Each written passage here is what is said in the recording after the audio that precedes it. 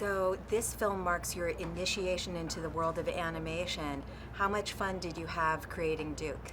Well, had a blast, and I feel like I got chosen and paired up with a great first little journey into the world of animation. Love pets, love animals, and the fact that I get to bring Duke to life and be a part of that has been a real treat, and absolutely had a blast doing it. That's great.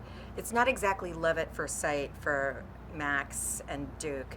Talk about their initial relationship.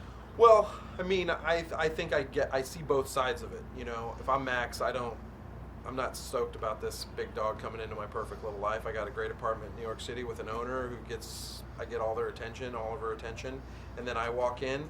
And from Duke's perspective, it's like, look, you don't know me, you don't know where I'm from, and I got a chance to have a good life here. I'm going to do what I need to do to keep it.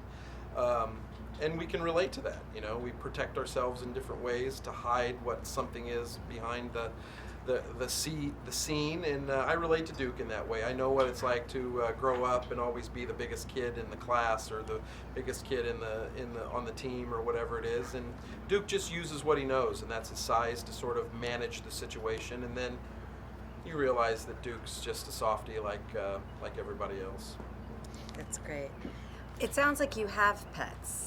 Do you? Well, I grew up with dogs and cats and pigs and cows. Always had about 90 pigs and about 45 cows and many dogs over my life and cats. And then I had a dog for the last 15 years that unfortunately died in April. Aw, I'm sorry. 15 years. So what do you think you're growing up around so many animals, when you're asleep, when you're away from home, what do you think they're doing?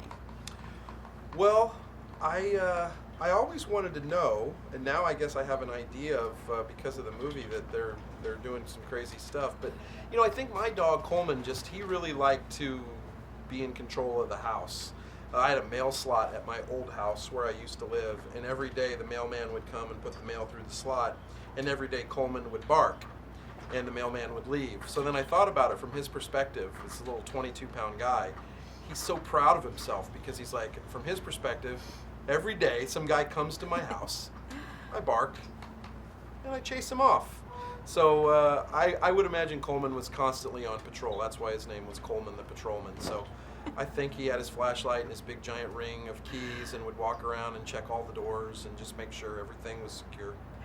So The Secret Life of Pets is a great film for both adults and kids. Talk about that. Well, you know, I think with animation movies these days, they do such a great job of putting something in there for everybody, and I think The Secret Life of Pets is no different. I think there's most definitely those poignant moments. I think it will take kids on a radical journey of lots of emotions and lots of feelings, and I sort of describe it as a little bit of an amusement park ride, in that there's so much action, and once it starts, it just goes, and you feel like you're sort of strapped on the back of a dog, and you're just running through the streets of New York City. But you know what's great about the movie also is that it touches on things, you know, Duke's past and why Duke is where he is. It touches on it. You see Duke's backstory, but it doesn't dwell on that, so that there's not this sort of conversation that parents are going to have with kids where it's really like, hey, what happened to Duke's dad? And that becomes sort of the moment. And I think kids need to leave the movie and feel like they laughed and giggled and ate their snacks and had a good time, and hopefully they'll want to see it again.